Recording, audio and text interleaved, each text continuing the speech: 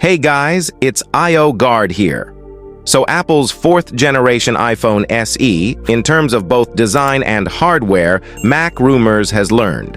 The iPhone SE 4, known internally under the codename Ghost, is expected to receive a new design derived almost entirely from the base model iPhone 14. According to our sources, the iPhone SE 4 will use a modified version of the iPhone 14 chassis and will even maintain iPhone 14 test parameters for internal testing. As far as the chassis is concerned, two major changes are expected: an action button and a USB-C port. The action button, recently debuted on the iPhone 15 Pro, is a multi-purpose button which replaces the mute switch on newer iPhone models. It can be configured to perform a variety of actions, depending on the user's preference. The iPhone SE 4 is also set to receive a USB-C port in order to comply with upcoming European Union regulations. Our sources have seen extensive references to the E85 connector, which is what Apple calls USB-C internally.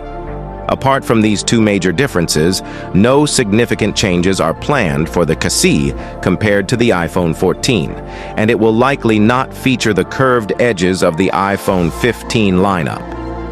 As for the back of the device, the next iPhone SE will feature a single camera with the flash aligned in an arrangement similar to the third-generation iPhone SE.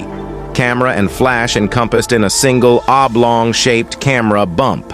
Only the camera ring raised from the main backplate surface. Preliminary information suggests that the iPhone SE 4 may feature a 48-megapixel rear camera, providing for a significant upgrade from the current model.